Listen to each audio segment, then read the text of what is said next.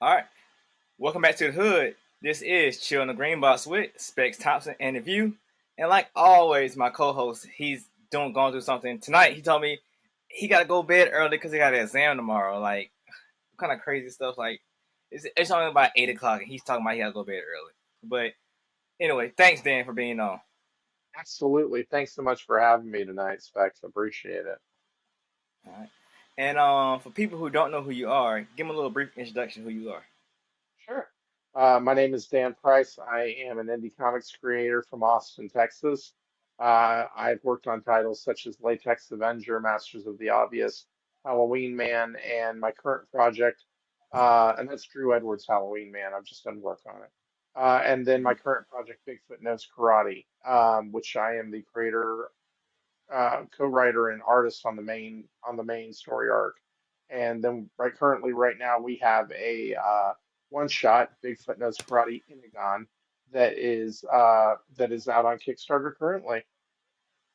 And Okay, that is cool, cool, that's cool. real quick, and that's written by Casey Allen, my co-writer. He's taken the helm on this one, with some assistance from me and artwork by Adam Caswell.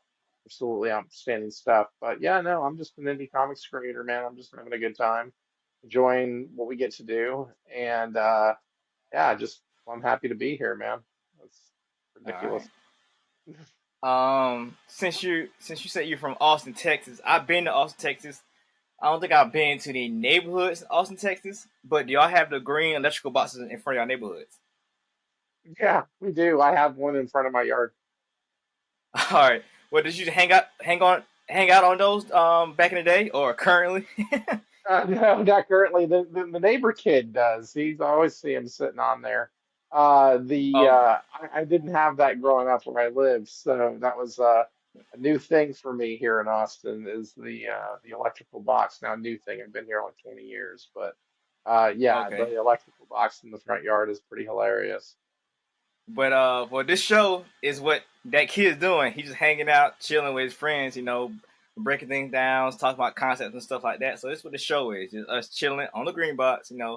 I'm talking about things because I've been on a lot of podcasts, and it's just like a creator on there talking 2 hours about his book, and nobody, knows anything about him and care anything. So my podcast is based so people know about the creator, so they have a reason as to support you and keep following you after this Kickstarter, after whatever you do. Right on, man. All right, so so I got different segments of my show. My first segment is called breaking it down because when that green box, you break things down like concepts and ideas, like I said. So we're gonna break your brain down with some icebreaker questions so people know more about you. All right. First question. What superhero would you like replace uh spots with for one day? Oh, for one day? Make it 1 week. Oh, wow. One day would have been enough. Let me think. One day. Um, Spider-Man seems cool. We'll just go with Spider-Man. But if I had to, uh, yeah, no. I mean, is there a time traveling superhero? I maybe I'd do something like that. But otherwise, I mean, it's a couple out there. I mean, like I know Cable from X Men does sure. it. Booster Gold, yeah, Booster Gold Booster sounds a Gold. lot more fun to be. That sounds more fun to be Booster Gold than it does Cable. He seems a little bit more. Like he can't take a joke. So we'll go with Booster Gold. At least he got to hang out with Blue Beetle back in Oh, the day. then you got good old Flash Oh too. yeah, no. So okay, so back in the day, I don't know if you ever read Justice League back in the day when it was like Ted Kord is the Blue Beetle and Booster Gold, and they were like pals, right? And they would just cut up the whole time through the books. Hmm. I'll do that because at least they're hilarious. So we'll do that. Cable's kind of, Okay, yeah, I don't know what the language yeah. barrier is on here, but like Cable seems like he's got a stick in his ass. You know what I mean? So like we'll go this route. Yeah, Um, I currently read X Men. yeah, When Jonathan Hickman got back yeah. on, they brought in a young Oh, how was Cable, the? and, and um, it had been a very teenager like, but it like he had a chip on his shoulder because since he's a time traveler, he knew about his older self, and he was always trying to say like I'm better than him and stuff like Right. that. And I was waiting and waiting and waiting. So I can't wait till he meet Deadpool. Can't wait till he meet Deadpool. Can't wait till he meets Deadpool. And he meets Deadpool, and Deadpool hates him. Hilarious. Cause I thought it would have been better because Deadpool acts like a child and he's a teenager, but Deadpool was like, "No, I don't want you. I want the old guy." Right. Like, oh, who are you? That's hilarious. And it translated. I guess it translated for the fans because the next time him and Deadpool met, they had to bring back the old Cable, and the old Cable came like, "Yeah, kid, you gotta leave. I'm on this timeline now." Ah, you know. Yeah, but Yeah. yeah, yeah, all right. Um, I don't know if you're a full time creator or you have a job, but what's the first thing you do? What's the first thing you look in the fridge after you finish working? What's the first thing you look for in the fridge? Uh, oh, and after I stop working, Yeah, and once you get done oh, working, you go to the fridge and you look inside of it. maybe a Coke, coconut water, something like that, pretty basic. Yeah. Okay. I don't know, late at night, I'll look for some sort of snack that I shouldn't be eating, but other than that, you know what I mean? But yeah, probably like Yeah, Coke yeah. or coconut water. That's usually a go-to for me. Okay. So you said coconut water. Have you tried the Prime drinks? Prime drinks, I don't know what that is.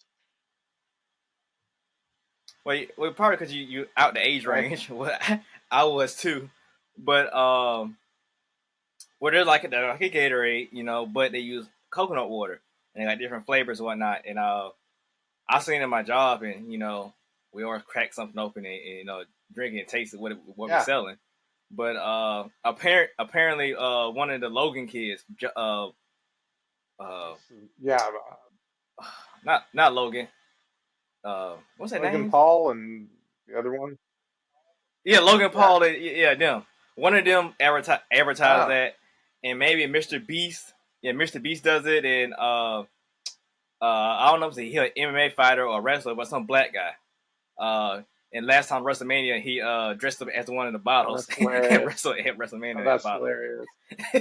Yeah, but so yeah, all the kids will know what exactly what I'm talking about because I guess it's all over their Twitch Right. and all that stuff. But I knew nothing about it, so they got like, and it's real good. Like it's refreshing. Like the coconut water brings out the flavors. Like It's I was called Prime. surprised. I'll have to check it out.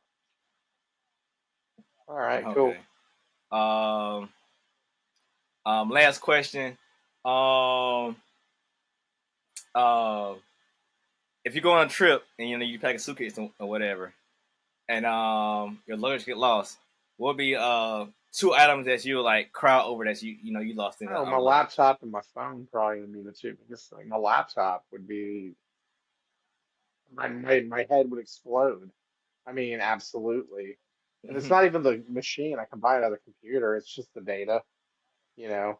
But the other thing that Yeah. I, you know, like my toothbrush, but I mean, you know what I mean? You could buy a You know what I mean? toothbrush. But it's like I need that, like you get lost get your luggage lost when you're going on vacation. You just like you got nothing, and so anyway, yeah. But my laptop Mm, would definitely be the biggest thing. Phone would probably be number two.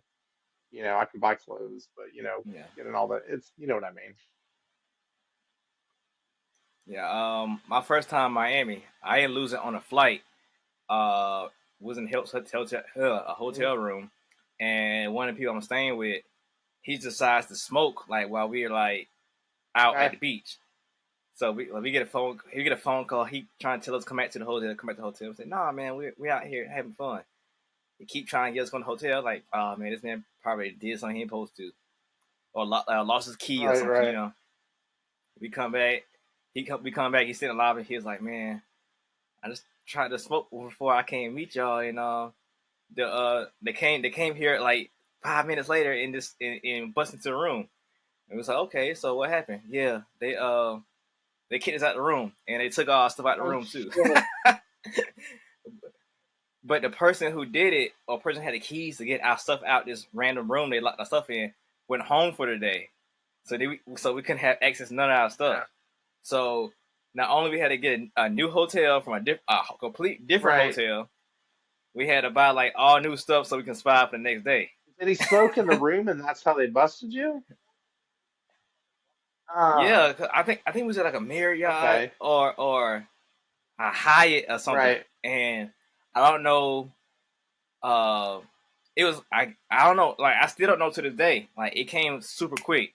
It almost made me think it was some hostile type stuff. Like they got cameras in the room Ooh. because he said like he barely finished smoking and there was Oh inside the room. wow. Oh wow. Yeah, no. I remember like freshman year of Yeah, college, I had a similar. Anyway, yeah, similar experience. yeah. So yeah. We still not how they got notified so quick because you still got to do the knock on the Yeah, door, yeah. room, security or whatever. And he said, "No, he just turned around and it was like five of them in the room." You know, that's crazy, man. That's Yeah, crazy. I was like, yeah, yeah. So let's end that segment. We can move on to my next segment. Being in comics, you should know all about this one. It's called the back Okay. issues. And for people who don't know the back issues, if you want to know about a character's origin story, you'll read their back issues to find it out. For example, if you want to know about Blue Beetle, you go read his back issues to find out about his origin story. So now we can go into your back issues to find out about your Yeah, you origin got it. story. All right. So first, you already told us.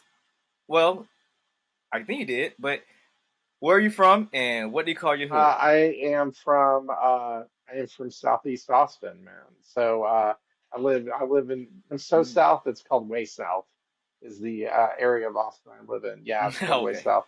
And yeah, that's what I'm southeast side. Love it down here. Been here for about 7 years and lived all over the city, but this is home, you know, it's definitely home. Okay. Um, I've been to South by Southwest like Oh hell four yeah. or five times, so I know a little bit about Austin, but where are you at versus Oh, that I location like where it. they I guess the little Yeah, strip or no, whatever? you're talking about in the downtown area. I live south of downtown. I live south of the river. Hmm. So, yeah, so like when I'm Okay. back in the day, I would definitely be at South by Southwest, like, having a great time and doing all the stuff down there. Now I'm like old, so it's like we don't go north Hmm. of the river during South by Southwest. And I work from home anyway, so it's not like it affects Yeah. me and my work, trying to travel and around the city and all that stuff. But I mean, I love it. I do love it. I plan to go check out Interactive this year at the very least and go check out, yeah, the Interactive because I never make it to that. I always seem to do more music and that sort of thing. But yeah, Hmm. South by's a blast. Have you been down recently for that, or has it been years past, or what? I haven't been since Okay. 2016, but one of my friends we used to work together in the music industry and stuff like that. He has a stage. He had a stage last couple Okay. years, but he wants me to help him out with this with the stage Oh, down there. And he said he's gonna incorporate one of my comic books into it too. So I might come down there for that too. badass, So, man. but it'd be different though, cause I'll be down there promoting my book versus Right. music. So I wonder how that's gonna And go. let me know when you're in town. Seriously. Well, let me know. We'll do Hmm. something. All right, yeah. Like we have a I'm from Augusta, Okay. Georgia, so we have a similar event up here. Like we have the Masters, which is like the Super Bowl of the Sure. golfing here, and that like locks the city up. And we also have Peach Jam. That's not as big as Masters, but it is a Okay. big deal. It's a high school athlete tournament, and scouts and pro players and coaches and stuff come and look at the Well, kids that's cool. play. And the last couple years, LeBron James has Oh, came that's to the city to badass. watch the kids.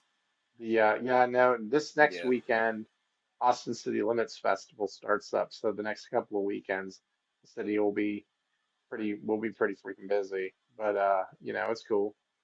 ACL Festival is a great music venue or a good music festival for sure. I've done that one probably about 4, 5, 6 times, something like that. It's a good show. Cool. Okay. Okay. Yeah. Speaking of music, um, what music artist or music genre got you liking music or into music? Oh man. it's I mean, like my folks like rock and roll, so that was, the immediate, first thing I was listening to. Uh, like most like white kids from the 80s and 90s, the Beastie Boys were my intro into hip hop, honestly. But Okay. but I was like 10 years old when I started listening to that, and then it went to LL Cool J and Run DMC. I'm young. This is like in the 80s, and I started listening to that stuff. And then just love for hip hop grew. Blues was like the first music like I found on my own.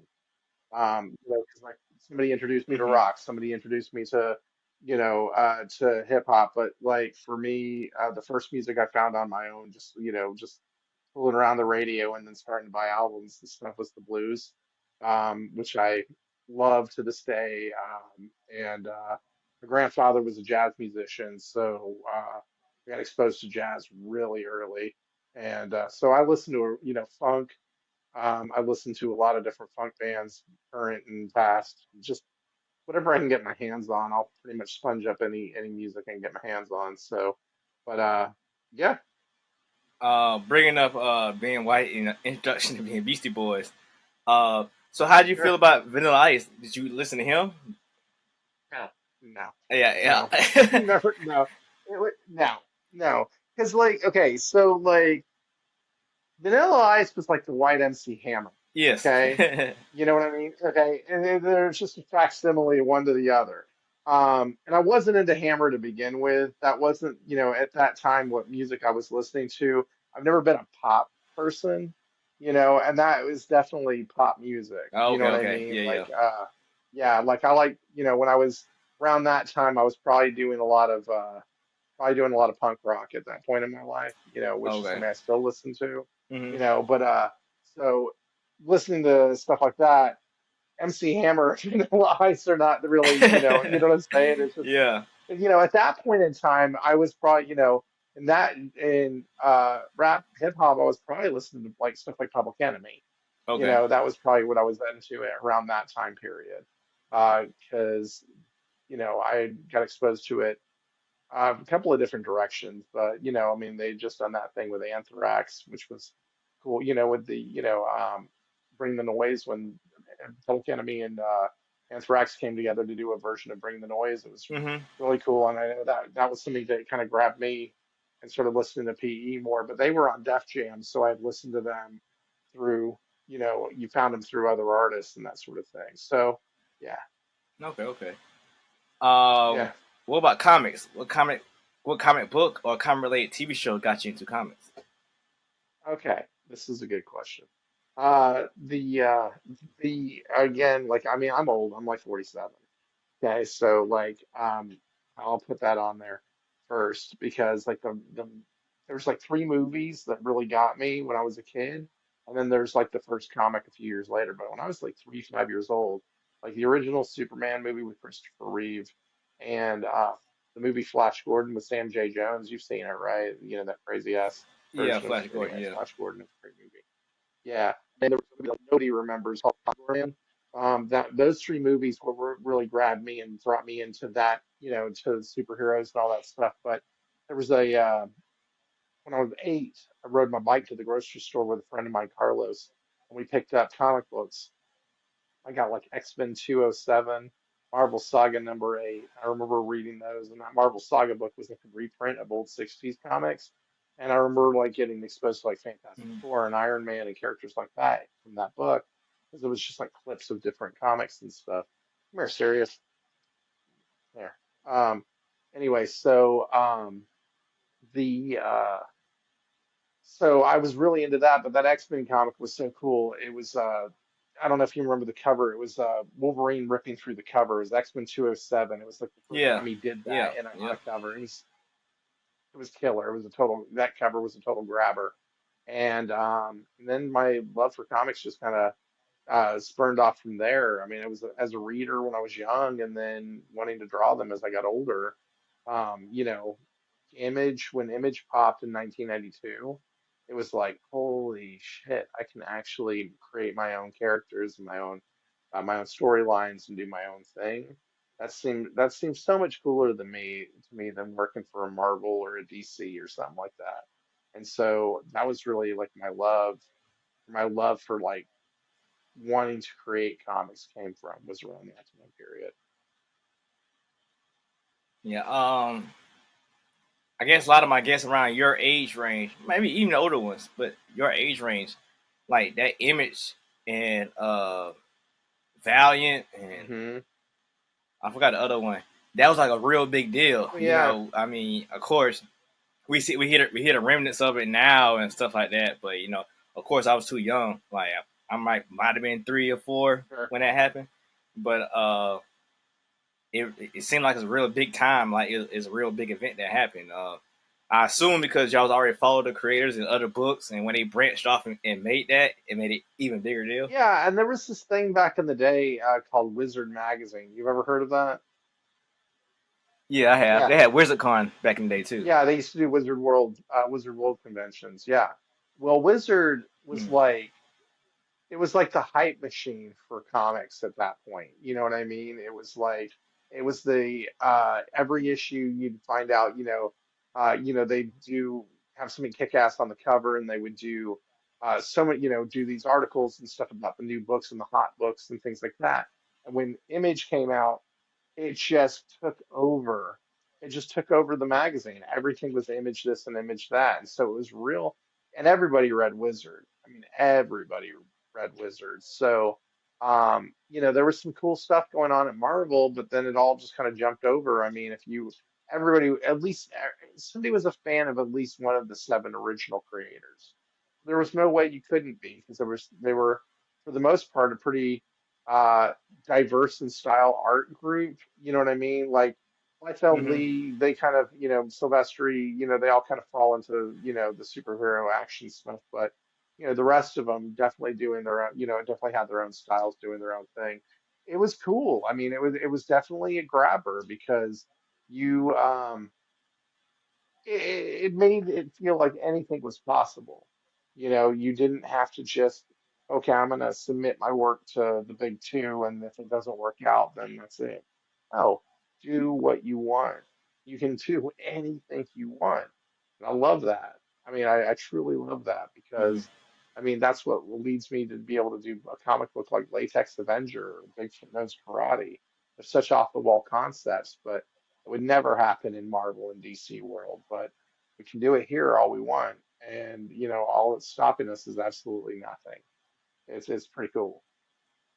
And thank you. I thank All right. Image Yep. for that. Yep. I mean, really, for me, Ninja Turtles had come out previously, but nothing had the splash that Image had and the impact that Image had in terms of creator-owned comics. Okay. Okay.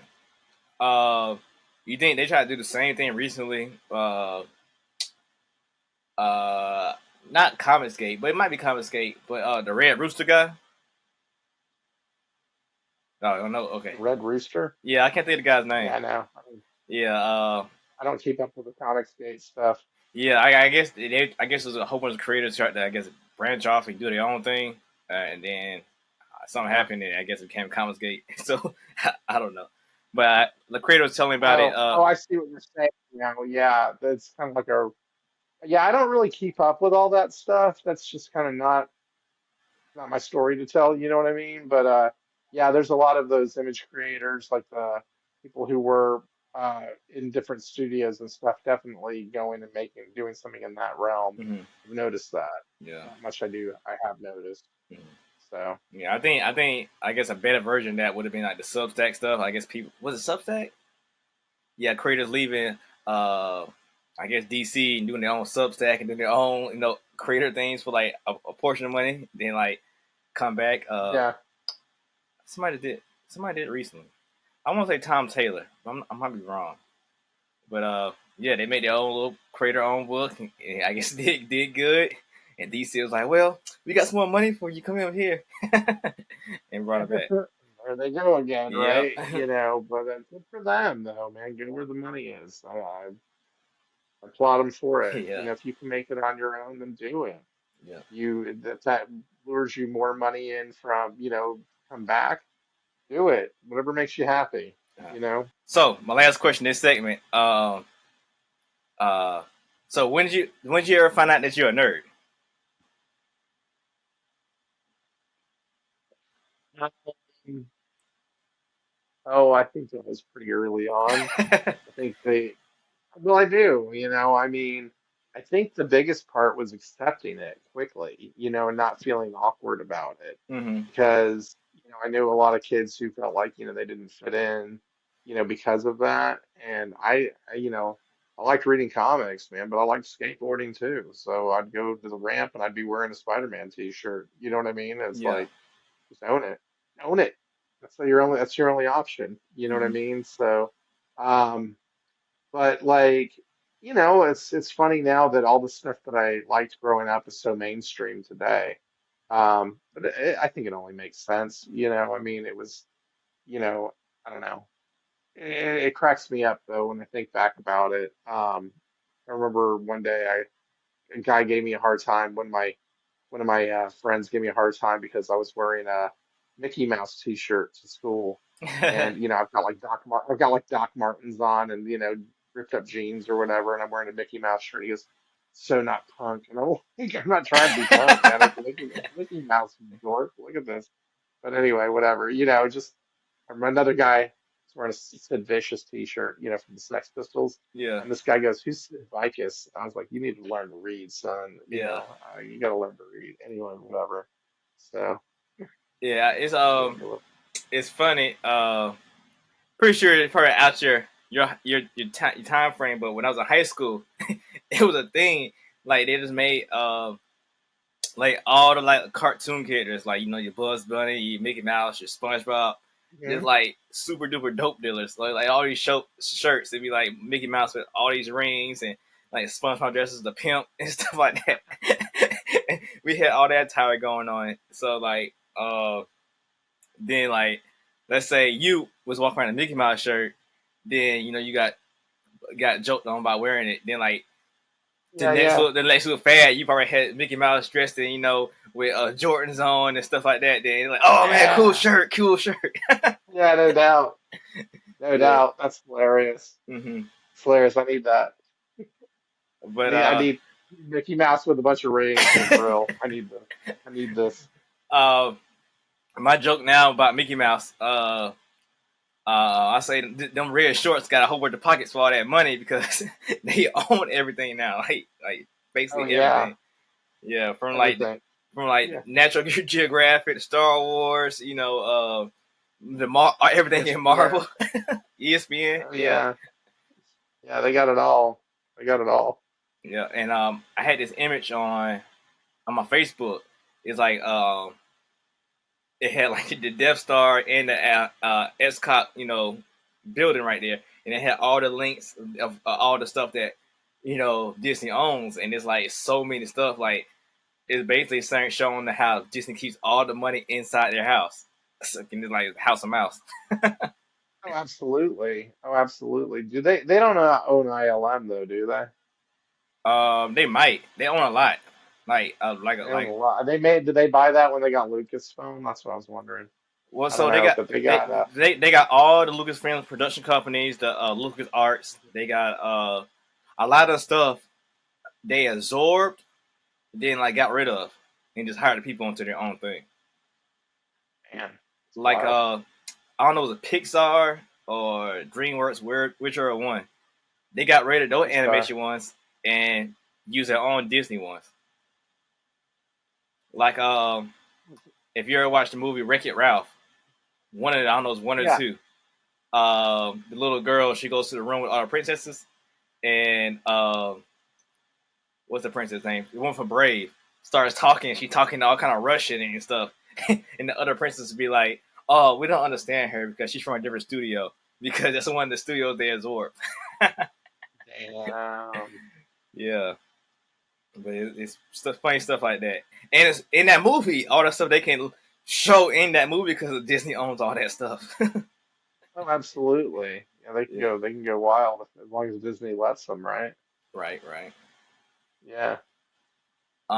Move on to my next segment. It's called the hotkeys. It's a double Okay. meaning term. In comics, the hotkeys are the key issues you want to grab. When a new artist, new writer, a new character, or a storyline nowadays that get turned to movies or TV shows get introduced. You want to grab those because those be important issues. as well in music. Hotkeys or buttons a producer or DJ will press on their keyboard or the turntable to trigger certain sounds or songs on it. You know, to get people turned up or get spirits up in the song or whatever. So this segment is for this interview, highlight certain things and questions you want people to take from this interview. It's from questions that I came up with while we were talking and questions I asked you previously. So going into that, uh, so you said you wanted to draw comics, as a kid. So are you an artist and writer, or just a writer? No, artist and writer. So I started off really as an artist and kind of slipped in being a writer. Mm-hmm. Um, you know, with my first comics, I was doing them both. I was doing both assignments. And then I ended up hiring a writer for a while, or an artist for a while, and I was just writing a couple things at the same time. And then, and I wrote for a long time. I was doing nothing but writing, and fell back into drawing again. When I'm a graphic designer, creative director for my day job, and so the day I kind of slipped into, I'm gonna do take all the skill set that I've learned as a graphic designer and start applying to it to what I do as a comic book illustrator. That was a game changer. I started, drawing digitally. I dropped the pen and paper and started drawing digitally, and and that's what kind of led me into doing Bigfoot Knows Karate now, on the main storyline. And I love writing, but I come from a comedy comics background. Um, like Family Guy style comics, that kind of thing, superhero satire. And so I have Casey Allen with me on Bigfoot Knows Karate, excuse me, and I have Casey with me on Bigfoot Knows Karate, and he's a hell of a writer, so it's pretty cool, working with him because we get just to bounce ideas off each other.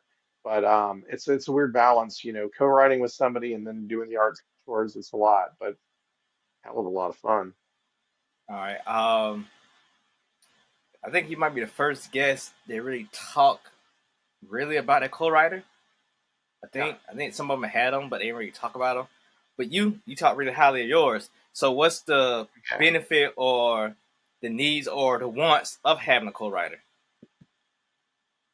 They just see it from another direction, I mean, like I said, so like comedy comics, that's it, for me, that was like one shot books every single time.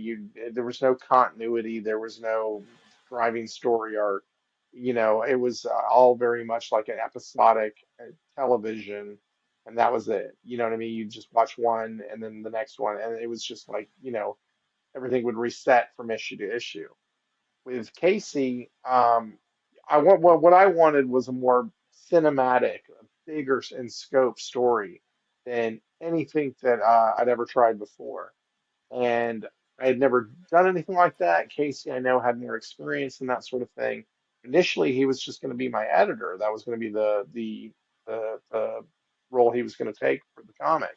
And then I just dropped this like Bible of information on him. I'm like, okay, this is what I'm thinking. And he helped me parse through it and make sense of it and pace it. And came up with the name for the big bad guy in the first issue, which is Kung Fu Thulu. Because I mean the book is like Godzilla versus Kong meets Kill Bill with a twist. That's the way we look at the book. And he came up with the name of the bad guy. I drew it out from there, and we just it's a different experience writing with somebody, but it's really nice to have somebody to volley with, Mm-hmm. and just chop it up back and forth and just do it how we do it. Um, there's definitely, for me, there's definitely it's a positive experience for sure. I hope so for Casey. Otherwise, he's been lying to me. So So is it like a executive producer and director type of thing, or like how would you explain it? I think that's the best way to describe it for uh like with the Hinagon storyline, the one shot we're doing right now. Mm-hmm. That's like my role is like executive producer. That's the best way to describe it, because Casey's done such a great job with the first two books, and his role in that. Yeah, it was time to let him just kind of run free with the property, and have some fun with it. and he had the script idea. He wanted to do it. Um, the idea was like this could give me a little bit of breathing room, from so I can didn't have to like, just rush into the next issue. So that's what it helped me out. I needed some time, to do my, just to breathe for a minute because I mean, it's indie comics, man. It's a beast. Mm. Um, and then the artist on the project came to us actually from a piece of fan art.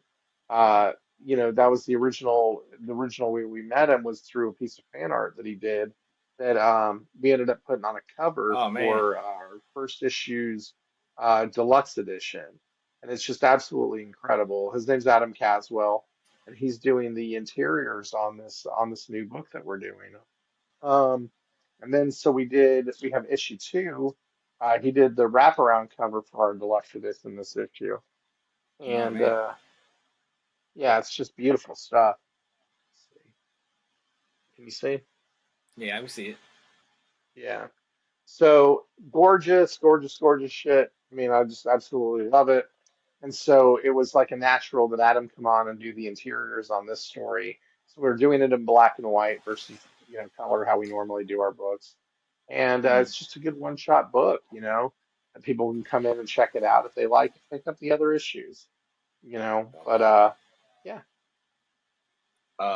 Two questions based off of what you just said. First sure, one, what's a deluxe issue versus I guess the sure. standard issue? Okay, so the deluxe issue, we've been really fortunate. We've received over 150 plus pieces of fan art, and for Bigfoot Knows Karate, which is incredible to me. And so started off, we did it just because in the first issue, we wanted to show off some of the artwork that we received. So we started doing the deluxe editions, which had fan art in it, as well as you might not remember director's commentaries in the back on DVDs. There was Oh yeah, yeah, yeah. printed, yeah. So I was always a big fan of those when DVDs were a popular item. So we took the that concept and included into the comic book. So if you clicked on this QR code, it takes you to a YouTube video. Okay, and the YouTube video is a director's commentary roundtable discussion where we talk about the book at length. We go through. It's myself, Casey. On this next one we have coming up on Kickstarter right now, Adam will join us. My friend Kat, the high heeled gamer, is going to probably host for us because she usually does, and she's incredible. We just bring in a couple other folks, and we just talk about the book at length, and go into the details and why we did this and that and the other. And it gives us the chance to really explain the work that we regard so much during before the book comes out. It gives us a chance to really talk about it. So those are the main differences. It's the same comic, same story, but you get the art gallery, which is usually 8, 10 pages long. For Hinagon, it will definitely be at least 11 pages for that, as well as the director's commentary piece as well. So yeah, that's the difference. And then they different covers and that sort of thing. It's just a Okay, okay, different way to do a variant, but making the variant have more, giving the variant a bit more than just the regular edition. You know what I okay. mean? Yeah, I was gonna do something similar with my volume. So I do floppies one issue two. So when I did the volume, I was gonna do Hmm. I got little one shot side stories, and I was gonna put Hmm. those in there too. Yeah, so it's like kind of Nice. similar concept. Yeah, Yeah. because they're not Yeah, because absolutely. the side stories. I think one of them I actually printed, but all the rest of them been just digital stuff. I just sent out through the Kickstarter links and stuff like that. So if you get the volume, you get that extra printed version that nobody ever got. Yeah. Oh yeah, that's awesome, man. You gotta make Uh, yeah, you gotta make those volumes a little bit more exciting, get some extras, some good extras in there and that sort of thing for sure. mhm. Being an artist, how hard it was for you to pick an artist? Um, this one was a no-brainer. Adam came in, like I said, he started off as a piece of doing fan art. He actually mailed it to my house. It's that one right there. And Okay. I mean, I saw it and I paid him. I was like, I'm going to pay you for this and we're going to run it, as a cover. And he's just been running with me and Casey ever since. And so for the first person to take on this project, he does such a beautiful version of Bigfoot that it made perfect sense to me. I did not have any hesitation. I think a lot of artists get nervous about having people draw their characters, and are they going to do it right, and they're going to bring the right qualities to it. Not me. I don't Hmm. have that problem. I mean, look, when people send you stuff like this, you start Yeah. seeing, yeah, it's like, it's incredible to me. I want to see people's different versions. I want to see what people are coming up with. I think it's incredible, so to see somebody else take the ball and run with it, with the character and all the other, the IP and all that, and just have some fun with it in a different way. Let's go. I'm totally in 100%. I'm in 100% because I don't draw like anybody else I know. Nobody, you know what I mean? Adam doesn't draw like anybody else I know. Our styles are completely different from one another, Hmm. but it works. It just works. Okay. And what is Bigfoot knows karate even about? Yeah. So like I said earlier, I mean, think Godzilla versus Kong meets Kill Bill with a twist. It's the story of a gentle yet deadly cryptid warrior who, in the first issue, has to go into battle with Kung Fu Thulu, the martial arts fighting Cthulhu versus the martial arts fighting Bigfoot, the ultimate cryptid showdown. That's just the first issue. When I said with a twist, I mean it. There's a lot of twists and turns through the comic. Think of it, like I've often said it's like a twist of X-Files or a twist of Lost, and you kind of get that vibe going on in the story. There it is an introspective character. I mean, if you were the only one of your in existence of your species, nobody knew you, nobody loved you, nobody cared, nobody's ever seen you. What would that do to you? What would that do to your psyche? What would that do to your soul? What would that do to you the way you think about the world? By the way, you're a giant cryptid and you know karate. That's the kind of the crux of the story. And then first issue, he was completely alone in the world, and then in the second issue, he's surrounded by enemies. I asked you which one's better, to be completely alone or to have a knife pointed at you everywhere, which way you go. We work with a lot of different cryptids, kaiju, monsters of lore. In issue two, we brought out a chupacabra with a shotgun that would knock your socks off. Outstanding. Um, we're just having a blast just writing, this crazy book that's completely off the rails. I remember Casey said to me one time, he goes, "You think we're going off the rails with this issue?" And I said, "Dude, we started off the rails, man. There's nowhere else to go but, keep going crazier and crazier with it." So that's what we're doing. Okay. What you said this your first indie project, right? Well, the first ones you did yourself, right? Yeah, no, no, this is my fourth indie title. So my first one, I was Latex Avenger, and that was this like he had a psychic spermicidal foam lad, and together they repelled crime 99.9% of the time. From there, I did another project with a guy named Bonadami. It was called Masters of the Obvious. It was a sci-fi space parody. He had characters like Dr. Biclops. He has two eyes. The Visible Woman, you can't miss her. LeBron the Snapping Turtle, don't make him snap. You wouldn't like him when he snaps. And they flew Hmm. around in a battle toaster called the USS Screensaver, having pop culture adventures throughout the galaxy. I did that, and then that led to a project with the Stan Lee Foundation, and that was another creator-owned project that I did in association with for Stan Lee, and that was called Excelsior. So I did that project for them. After that, I took a break from comics. I had just gotten married, and I was raising some kids. A few other things happened. Bond passed away, and he was my creative partner by that point. We'd worked on several things together, and so I took a break. Took a break. I needed it. Came back and started doing work on Drew Edwards' Halloween Man, the Ringo nominated Drew Edwards Halloween Man. I did that, and then done some covers for some different people. Super Stunner Chronic Rangers was the last cover I did recently. Yeah, Yeah, I interview Chipman. I guess the guy, yeah, I did. Yeah, Chip. Yeah, he's a good guy. Yeah, so I did a cover for them. If you saw the dogs running down the stairs, sorry. If you saw the one where they're all jumping out, that was my cover. So I don't know. Okay. Yeah, so anyway, and then I got back into I had come up with the idea for Bigfoot Knows Karate back in like 2014, 2015, something like that. And sorry if you hear dogs in the background, but there's dogs in the background. Um, anyway, so I started doing I had worked on Bigfoot Knows Karate back in the day, but it was not, it was supposed to be a comedy, and frankly, it wasn't funny. So I shelved it. Shelved it. Yeah, well, I mean, if it's not working, it's not working. The one thing I truly loved from the whole thing was the name. I just thought it was funny. I thought Hmm. it was a great name. And then I started drawing it again, like 2017, 2018, started playing with the idea again.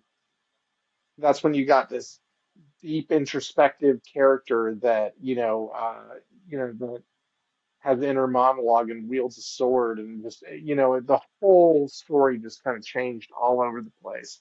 But it couldn't be the trite story of revenge story, because how do you get revenge if you don't have anybody to, you don't have a wife, you don't have kids, you don't have possessions, you don't need a revenge story. So it had to be something completely different, which has led us down the road that we're on here now. Okay. Yeah. Dope, dope.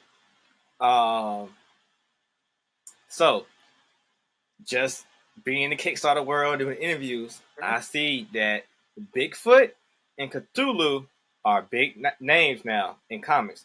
I Why? know. I didn't know about the Like Cthulhu thing when I started up. Okay, I didn't know that Cthulhu was such a big deal when we came up with this whole thing.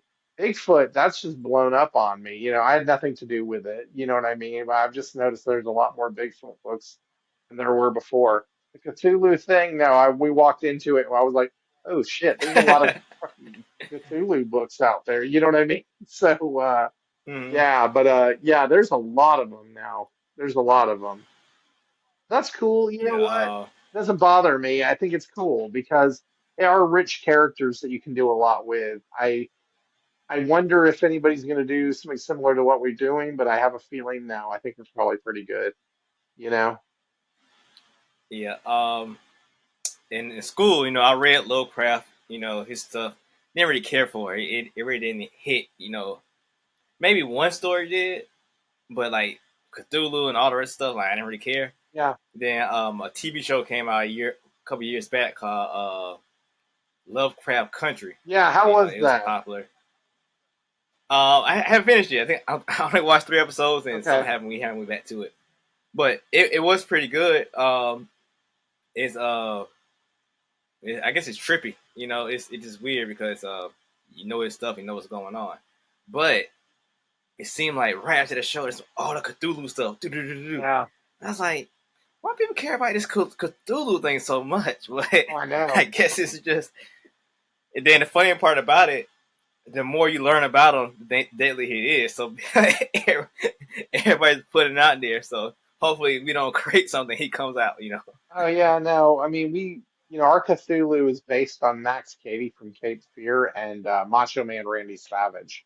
So it's Randy Savage. yeah. So it's our Cthulhu is a little different. You know what I mean? But it's you know what? It's again rich character, a lot. Public domain. Go have fun. Hmm. That's the Yeah. challenge of working with public domain characters is anyone and everyone can do one. And, so just be prepared to, Hmm. make yours stick out and, shine amongst the rest is really the challenge, right? Yeah. One of my creator friends, he did what Winnie the Pooh was it? Demon Slayer. Oh yeah. That's blanking on his name right now. Um yes, I know exactly who you're talking about. Yeah, no, he's a Yeah. really nice guy and I can't remember his name off the top of my head right now. Sorry, bro. But you did. BMR Yeah. Comics. I know that, but yeah, Yep. yeah. Yep. Uh, he did that. Then at the same time, they was doing that Winnie the Pooh horror movie at the same time. Yeah, So right. like, they were like little things going between them, but I think they like actually talk to each other, and I think they're actually real cool now. But Good. it was a little thing going on between them on Twitter at one point in time. It was pretty funny. That's hilarious. But that being said, I haven't seen nobody else really besides them two actually use Winnie the Pooh in their stuff. Oh, yeah, there'll be more, but but right now, Nick, I'm glad that Nick is doing what he's Nick, doing yeah. with Winnie the Pooh. It's really cool stuff. I backed the Mm-hmm. first campaign, and it was really amazing. So, Mm-hmm. Speaking of public domain, cryptids. The first time I ever heard that term. So like, what exactly is it, yeah, cryptid is or who falls under it? yeah, Bigfoot, Loch Ness Monster, Mothman, Yetis, Sasquatches, Inagon, whatever, you name it. There's all sorts of creatures that fall under the cryptid category. So it's You usually like urban legends? like urban legends, yeah. Like an like in Alabama they have one called Casey. He lives out in Alabama. He lives out near Birmingham. He was telling me about a cryptid out that area called the Alabama White Fang, Thang. Just like Mm-hmm. it's like a Bigfoot but smaller and it's all white and it's supposed to run around the Oh, Alabama countryside just causing havoc or something like that. Pukwudgie, Alicante. There's so many, Alicante's from Chile. I can't remember where the little guy says. Anyway, but they're just from all over the place. The Inagons from Japan. They're all from different parts of the world, which is so incredible to me that every country, every culture has these creatures that somebody's heard of them or somebody's kind of seen them, but nobody really knows, and the stories passed down from generation to generation orally, then written in the written text, and I kind of pose the idea that what if the all this Bigfoot, Sasquatch, Yeti, Pentagon, whatever, all these creatures, what if they're just the same guy running around throughout the world for years and years and years?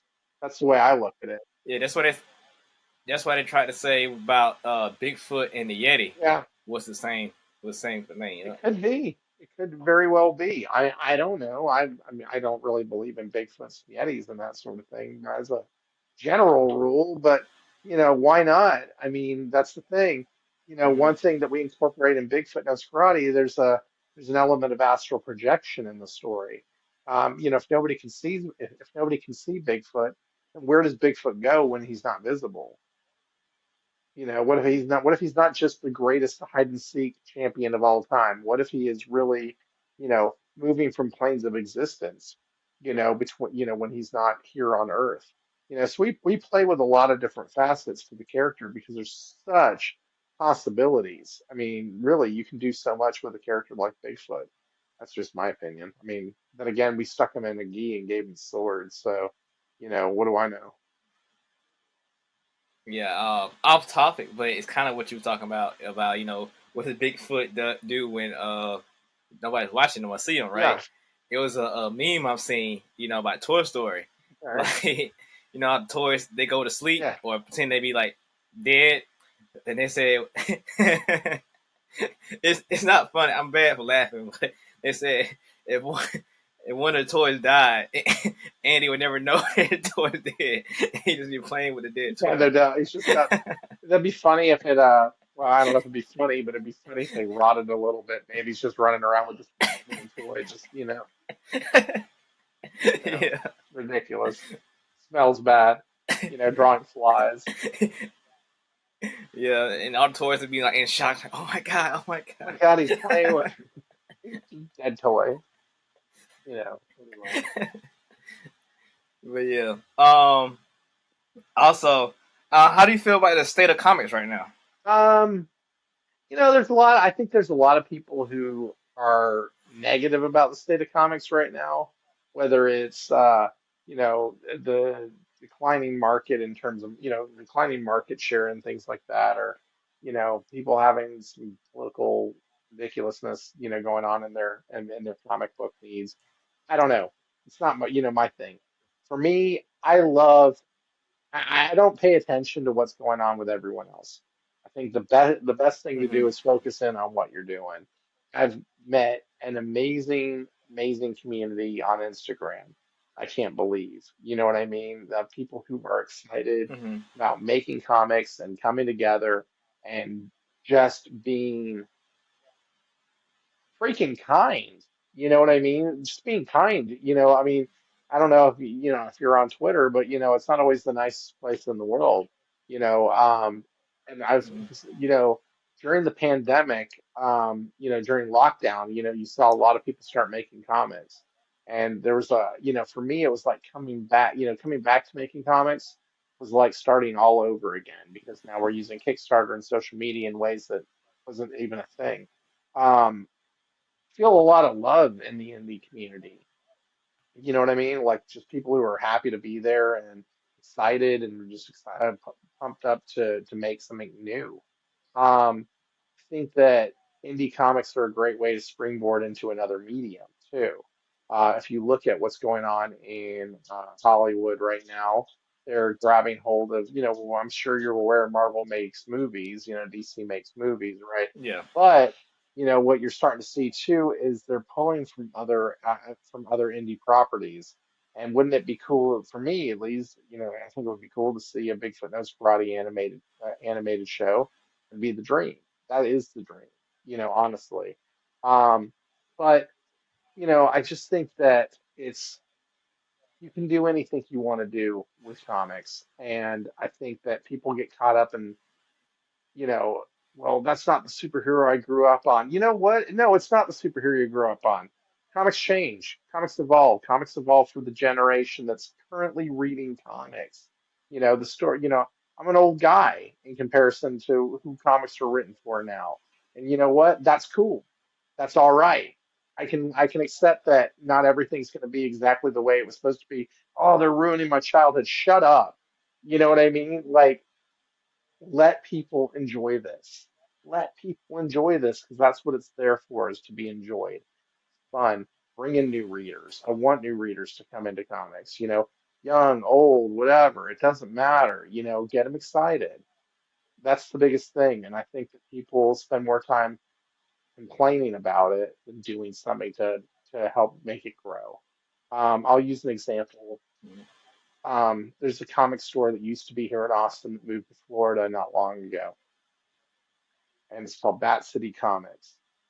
These people love comic books, but they also love to get children and young readers into comics. They do a lot of work with like the Boy Scouts and the Girl Scouts, and they do comic creation classes, and they give them free comics to read and things like that.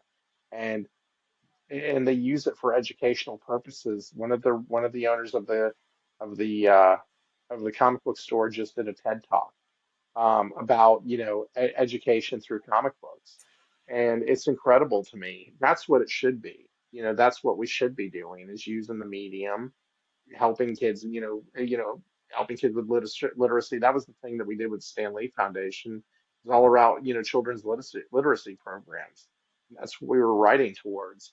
I think comics can be a beautiful thing.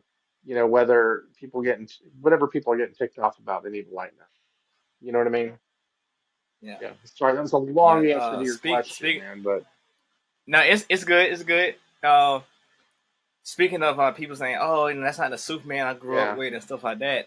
Now, it blows my mind because if they're my age, we grew up with 4 different Robins, 3 different Flashes, 5 different Green yeah, Lanterns. It's crazy. Like personally, I don't like Barry Allen yeah. because I grew up Wally the West, Right. and when Barry Allen came back, I was like, oh, he's lame because essentially Barry Allen didn't do anything. While the rest of the one had the tornado hands and all the cool Hmm. Flash powers, but I uh, like Wally West better too. but when he came back, Yeah. and when he came back, well, when he came back, I probably got too old to be full around comics or whatever. Yeah. I call it a nerd gap. Everybody, some people do it's called nerd gap. You Yep. like you did other things. You came back to Yep. comics. Um, so when I came back to actually reading comics, it was like New 52 Okay. around that time frame, and they gave Barry Allen all of Wally West's powers, and I was like, that's crazy. Barry doesn't do anything like that. And I guess now he's popular, like the throwing lightning and stuff and all that. That was all Wally West, but now Barry does it. So. Yep. I think that look, I don't think I don't get some of the stuff that goes on in comics today. There's like 9,000 Spider-Men running around. I saw the first one, Into the Spider-Verse, and that was amazing. I haven't seen Across the hmm Spider-Verse yet, but I plan on watching it here soon. And if you like Wally yeah, West, and I assume you might like Ben Riley. They had Ben Riley in yeah, there, and like it's the Spider Man I grew yeah, up yeah, with, yeah, and he had him there, and I was like, oh my god, Ben Riley, yeah. Ben Riley. And everybody was like, who is this guy? I was like, it's Ben Riley. Miguel O'Hara's in it too. I saw the Spider-Man Yeah, 2099, which I yep. liked Spider-Man 2099 back in the day. So it was like, hell yeah, that's cool. And he was in Exiles as well, which is a neat book. And so I really Mhm. enjoyed. I'm really looking forward to seeing the new one.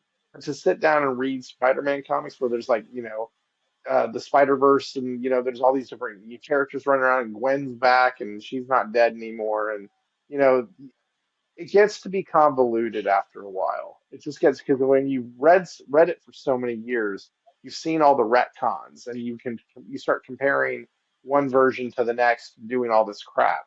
Um, you know, I would have liked to seen, when Superman died and stay dead. Not that I don't like Superman. I just would, that's a bad example. Bucky, Winter Soldier, like it was one of those Mhm. things that when Bucky died, Bucky stayed dead. Bucky stayed dead for like 50 years. And now you're bringing Bucky back. Are you kidding me? Oh That my. was like, to me, that was one of those, really, we can do that? Bucky, Jason Todd, I thought he was going to stay dead forever. It's comics, you can do what you want. And but that's the thing. I'm not the writer of those books. I don't get to make those decisions. You know what I mean? And so when people have filled their head with headcanon about what these characters should be and how they should write it and how it should be, man, I'm glad you're passionate about what you're reading. I'm glad you're a big enough fan that you feel that much love for it. But, in the end of the day, it's a comic book. It's not, it is a Yeah. comic book, and we have to kind of remember that. I watch a lot of anger and vitriol happen over this stuff, and it's like I don't, it's like Star Wars, man. Like nobody hates Star Wars like Star Wars fans. Nobody hates Star Wars near as much as a Yeah. Star Wars fan does. And it's, because they'll always find something to complain about. I like Star Wars. Star Wars is cool. I can't keep up with it all now. It's like the Marvel movies. I can't keep up with it all. It's too much. But but I mean, just love it for what it is. Yeah. You know what I mean? Yeah. I'm a Star Wars fan, so I get what you said Yeah. about so, um, even though I had a nerd gap, I still read books, and I read the Star Wars books in high school, and I gravitated towards it because I was like, oh my god, Luke Skywalker and Han Solo had kids, and I want to read them grow up. So I Right. became fans of the kids. So when the movies came Sure. out, then like was it the sequel movies came out? I was like, oh my god. Then okay, they changed some stuff. I'm like, okay, but I still get being instead of being Solo, he's being no instead of being Skywalker, he's being Solo. I was like, okay, I got one of the kids, but then Ray. I was like, oh my god, this is gonna be Obi-Wan Kenobi's daughter. We haven't had that, and they freaking screwed the whole storyline up and made her Palpatine's daughter, granddaughter. I was like, what? Right. A whole opportunity, and it's even worse now. I feel that way because um, going back to that nerd gap, I never watched Clone Wars, so now Right. I'm watching the Clone Wars TV series, and I see that Obi-Wan had this relationship with the Queen of Mandalore. So I was like, oh my god, they could have said they had a secret kid, and that was her. It was such a build up from there, and Disney just fumbled. You know. right. No, the Star Wars stuff. I mean, like Mandalorian, I really like that show, right? Mhm. Um, the you know what? Well, I mean, it's like I read some of the stuff that came after the the first cycle of movies.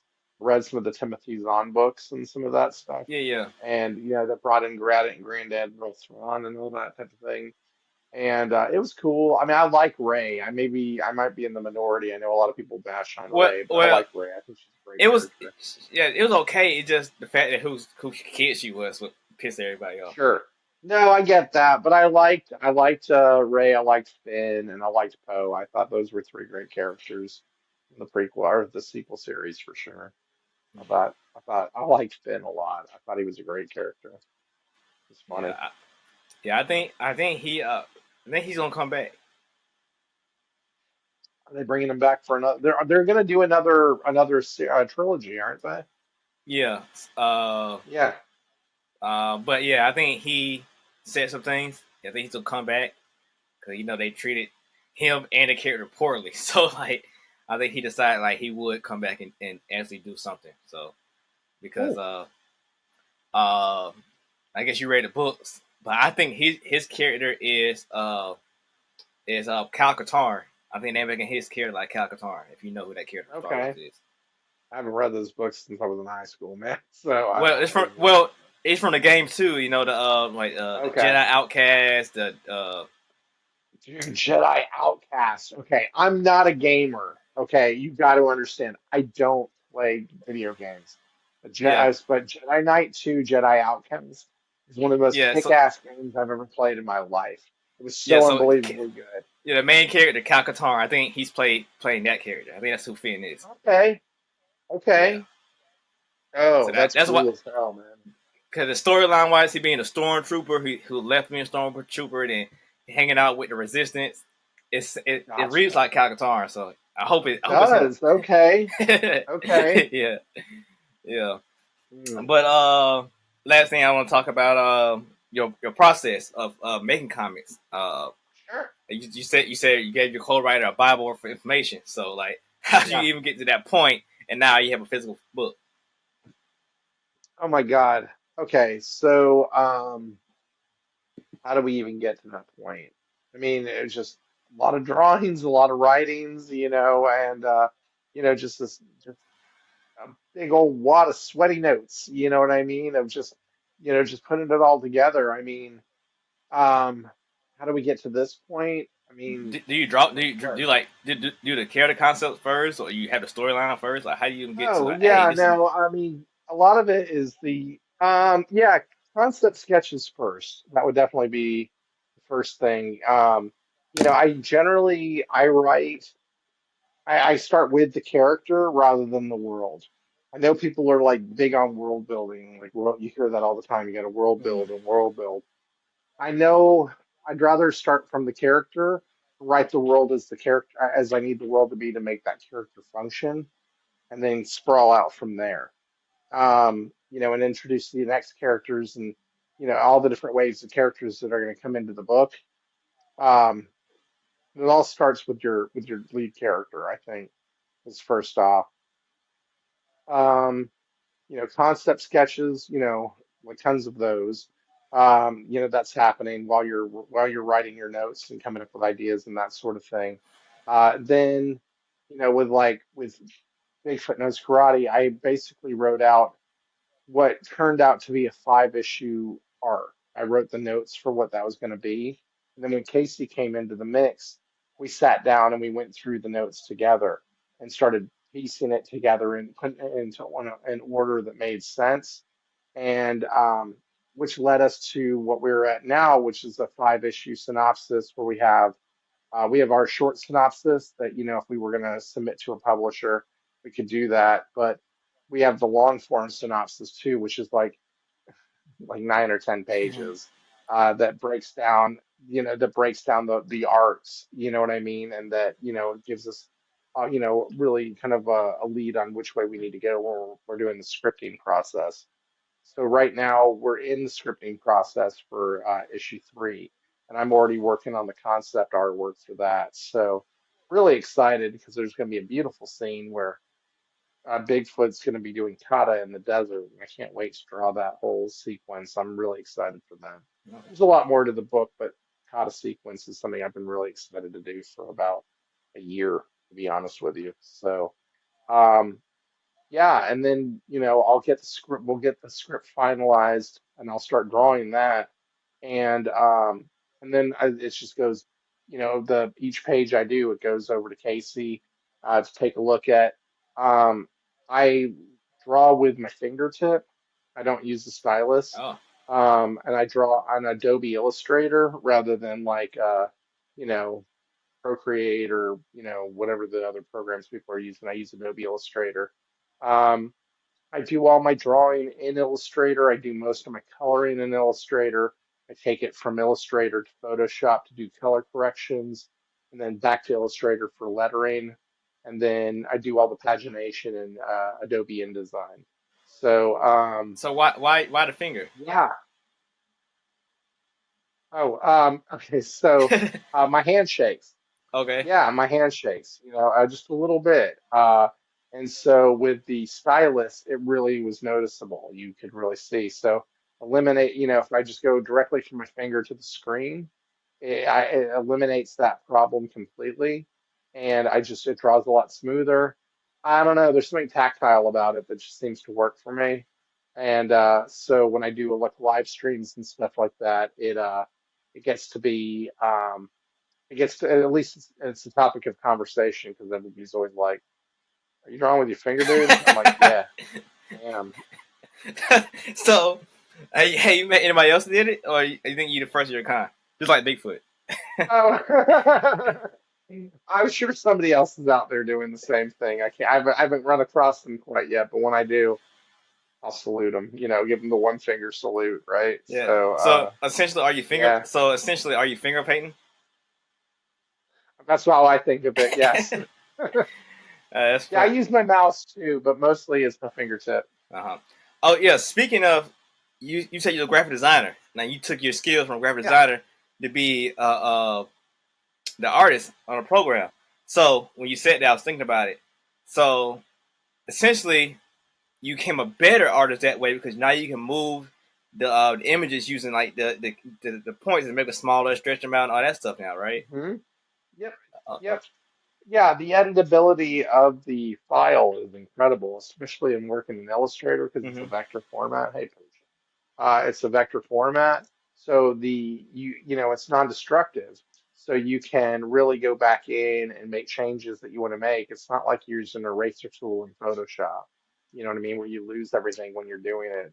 I use, the pen, a lot of pen tools, a lot of brush tools, a lot of clipping masks, things like that to achieve the color style that I'm trying to do and the brush work, that organic, grungy, you know, vibe that on the main storyline that I'm trying to bring to the table.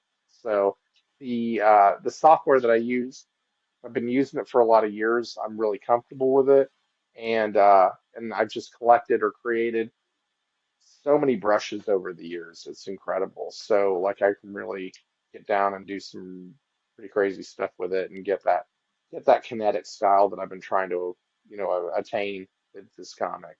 Nah, that's cool. That's cool, man. And how often are you planning on putting out these issues of Bigfoot No Scrouting? If I can do it faster, I would, but it's generally about every 9, 10 months. It seems like that I'm putting a book out. If I can do it faster, man, I would. But day job, family, all that stuff, it Yeah, definitely, you know how it is. yeah, I already know. All right. Yeah. All right. Move to my last segment of the show, which is called Digging in the Sure. Crates. Another double meaning term. Digging in the crates goes back to the comic books. You dig in the crates for that old Marvel Sagas book or something like that. You're gonna grab that, or you dig in the crate Yeah. once again. Get some more punk rock stuff. That you heard the old Sure. Public Enemy or something. The CD or vinyl. Yeah. But I'm gonna go back and do this interview, find something to take away, so the people can leave with something from this interview. So with that being said, Might be two questions, but the first one, you said you would like for Bigfoot Knows Karate to be option, as a project, and you said animated. Yeah. Uh, when you say animated, how would you like it animated? I'd like it to be true to the art style from the comic. Okay. I don't see it. I don't see it in the vein of a DC film. The DC animated movies. I don't see it as a manga. I just don't. And I know that probably would probably do well better as a manga just because it's so that's such a it's not a manga, an anime. Because I know that's such a big thing right now, but. Um, I would really like to see it kind of maintain some of its look from the series. I don't know if that's possible, but that'd be my dream anyway for it. But money's right. I'm flexible. You Yeah, know what I mean? yeah. Yeah, As well. You say you did some comedy comics at the beginning. yeah. Would you do a comedy series, or do you know a comedy that you want to write or had a storyline for? Well, I just did one not long ago. I have a, I just did a crossover not long ago with Drew Edwards' Halloween Man with Latex Avenger. I have a script for a Latex Avenger meets Masters of the Obvious roasted and fried all-star special that I have that's like kind of burning a hole in my pocket, so to speak. And then there's another cat I know who's interested in doing a Latex Avenger crossover with his character. So that's something that may happen in the next year. Mm-hmm. We'll see. I gotta really chew on that one because I don't want to take well, I don't want to take too much time away from Bigfoot. We got a good thing going right now, and I want to make sure we get this book done, and I don't want to get too uh, drawn away from it. You know what I mean? Okay. Yeah. I'm pretty committed to this project, and but I have my next project lined up for when I'm done with Bigfoot. I already know what I'm going to slide into, which is going to be more of a noir hitman story piece. So, looking forward to that in time. Okay. Okay. Cool. Cool. Well, So, that's it. That's the end of the show. For people who okay. want to, get this book, or any of your books after the Kickstarter, goes down, where can they get it, and where can they follow you? If they're interested in Yeah. following your journey. Yeah, you can check out the comics at lesserknowncomics.com. That is my publisher. Love LKC. You can also go to bigfootknowskarate.com. There's a link over there to Lesser Known Comics to buy books, as well as you can get T-shirts and look at art gallery and those sorts of um, and then if you are on social media, you can follow me at Danomite139. That's DANOMYTE139.